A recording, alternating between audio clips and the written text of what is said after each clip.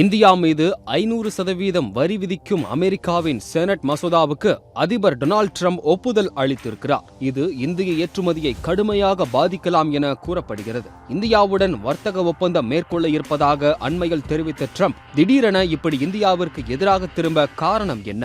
இது குறித்து இங்கே பார்க்கலாம். முன்னதாக மத்திய கிழக்கு நாடுகளில் இருந்து இந்தியா அதிக அளவு கச்சா எண்ணெயை இறக்குமதி செய்து வந்தது. 2022ஆம் ஆண்டு பிப்ரவரி மாதம் ரஷ்யா உக்ரைன் மீது போர் தொடுத்த பிறகு இந்தியா ரஷ்யாவிடம் இருந்து அதிக அளவு கச்சா எண்ணெய் கொள்முதல் செய்ய ஆரம்பித்தது. ரஷ்யாவிடம் கச்சா எண்ணெயை வாங்கும் இரண்டாவது பெரிய நாடுதான் இந்தியா. இதேபோல் சீனாவும் ரஷ்யாவிடம் இருந்து கச்சா எண்ணெய் இறக்குமதி செய்கிறது.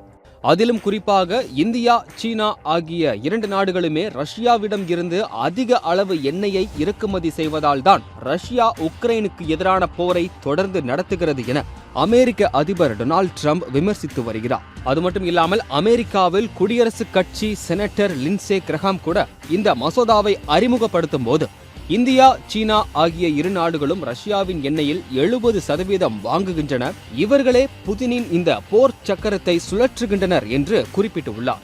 அமெரிக்கா இந்த போரில் உக்ரைனுக்கு ஆதரவாக நிற்கிறது.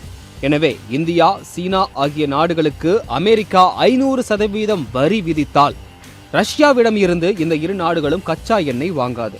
இதனால் ரஷ்யாவின் பொருளாதாரம் பாதிக்கப்பட்டு உக்ரைனுக்கு எதிரான போரினை ரஷ்யா நிறுத்தும் என்பது அமெரிக்காவின் எண்ணமாக உள்ளது.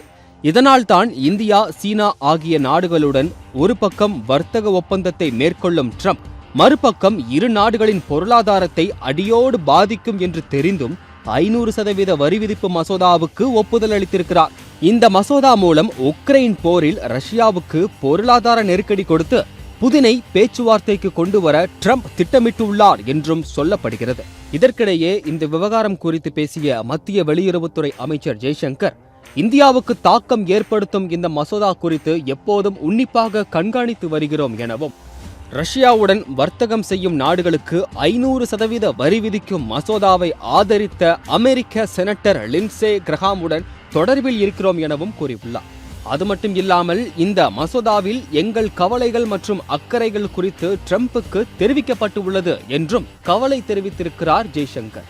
உக்ரைனுக்கு ஆதரவு தெரிவிக்கிறேன் என்ற பெயரில் சீனா, ரஷ்யா, இந்தியா ஆகிய 3 பெரிய நாடுகளை ஒரே நேரத்தில் அமெரிக்கா எதிர்த்து நிற்கிறது.